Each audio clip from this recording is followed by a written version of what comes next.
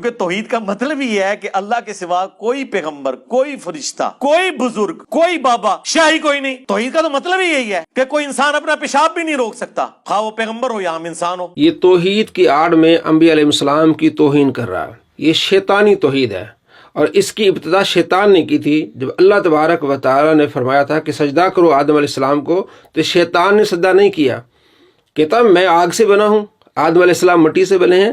یہ شیطانی توحید ہے، یہ بتانا چاہ رہا ہے کہ نبیوں کے پاس کچھ نہیں ہے، اللہ تبارک و تعالیٰ کے محبوب ہیں، اللہ تبارک و تعالیٰ نے انہیں عزت عطا فرمائی ہے۔ فرمایا وَرَفَعْنَا لَكَ ذِكْرَكَ، اے محبوب ہم نے آپ کے لیے آپ کے ذکر کو بلند کیا، جس کا ذکر، جس کے کمالات اللہ بیان فرما رہا ہے، اور یہ شیطان آدمی پیشاب کی مثال دے رہا ہے ان کے بارے میں۔ لا حول ولا قوت الا باللہ، لعنت ہو ایسے شخص پر۔ پیارے آقا صلی اللہ تعالیٰ علیہ وآلہ وسلم کو اللہ تعالیٰ نے کیا شان عطا فرمائی۔ مسلم شریف میں حدیث ہے 7518، حضرت جابر کہتے ہیں کہ آپ علیہ السلام کے ساتھ میں ایک سفر میں تھا، آپ قضاء حاجت کے لیے گئے، وہاں کوئی پردہ نہیں پایا آپ علیہ السلام نے، تو دور دو درخت تھے، آپ علیہ السلام نے ایک درخت کی ٹہنی کو پکڑا اور اس کو لے آئے، ایسے جیسے اونٹ کی مہار کو، ایسے ساتھ آ گیا، پھر دوسرے درخت کو پکڑا، وہ بھی ساتھ آیا، فرمایا دونوں مجھ پر سایہ کرو، مجھ پر پردہ کرو، تو آپ علیہ السلام نے وہاں قضاء حاجت فرمائی۔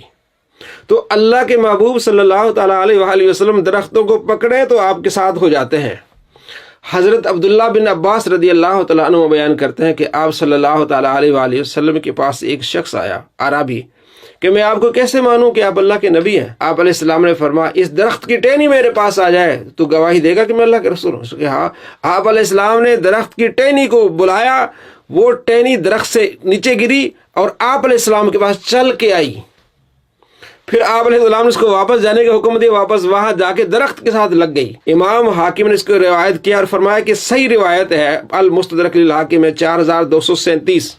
آپ علیہ السلام کو اللہ نے یہ کمال دیا کہ درخت بھی آپ کی اتباع کر رہے ہیں، اور یہ شیطان نبی صلی اللہ تعالیٰ علیہ وآلہ وسلم کے بارے میں کس طرح کی زبان استعمال کر رہا ہے۔ حضرت عبداللہ بن عتیق، بخاری شریف میں حدیث ہے 4039، کہ ان کی پنڈلی ٹوٹ گئی جب وہ گستاخ ابو رافع کو مارنے گئے تھے، اسے واصل جہنم کرنے گئے تھے، اس گستاخ کو واصل جہنم کر کے جب آپ نیچے اترے سیڑھیوں سے، آپ کی پنڈلی ٹوٹ گئی، تو آپ علیہ السلام کے پاس ان کو لایا گیا، تو آپ علیہ السلام نے ہاتھ پھیرا تو پنڈلی بالکل ٹھیک ہو گئی، جیسے زخم ہی کوئی نہیں تھا۔ یہ کمال اللہ نے اپنے محبوب کو عطا فرمایا ہے، اور یہ کس طرح کی گستاخی کر رہا ہے کہ پیشاب نہیں روک سکتے۔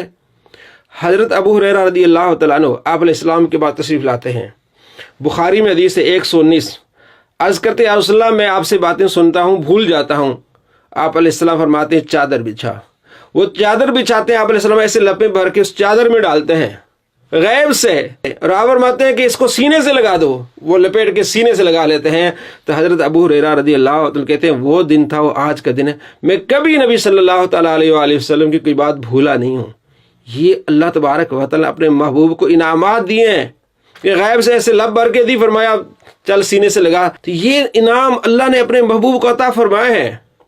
بخاری شریف میں حدیث ہے 4210، غزوہ خیبر کے موقع پر آپ علیہ السلام فرمایا کل میں جھنڈا اس شخص کو دوں گا جس کے ہاتھ سے اللہ تبارک و تعالیٰ فتح فرمائے گا۔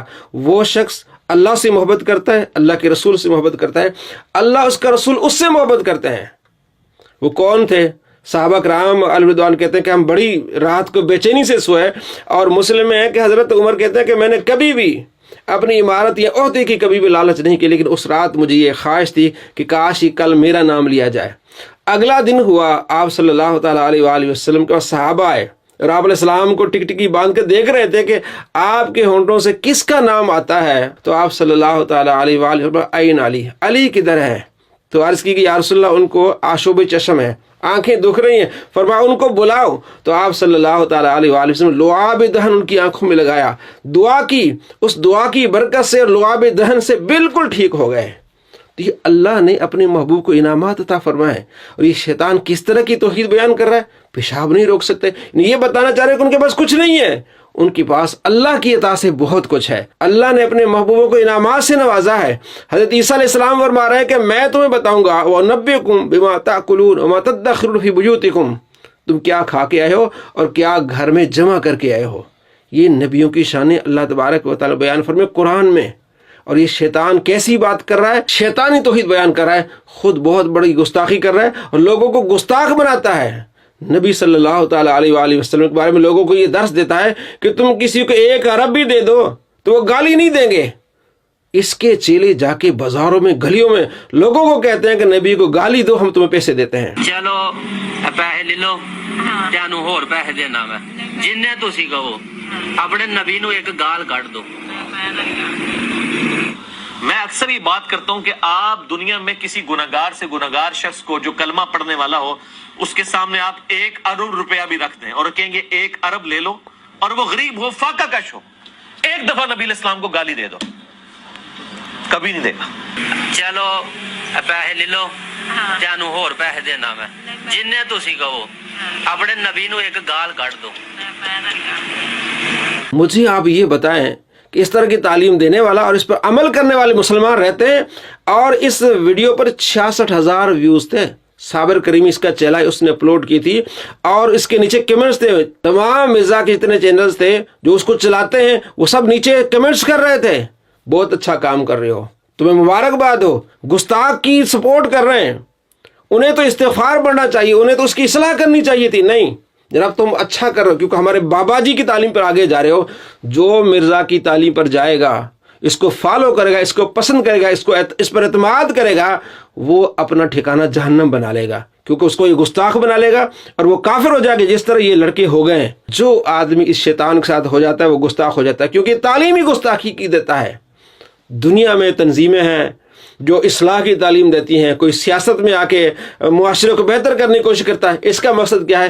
اپنے ماننے والوں کو گستاخ بنانا، گستاخی کی تعلیم دینا، یہ ہے اس کا اصل کام۔ اگر آپ اپنی آخرت بہتر کرنا چاہتے ہیں تو اس سے دور جائیں اور قرآن و حدیث پر عمل کریں، اللہ سے محبت کریں، اللہ کے پیاروں سے محبت کریں، صحابہ کرام علیہ رضوان سے محبت کریں۔ اللہ تبارک و تعالی ہم سب کا حامی و ناصر ہو۔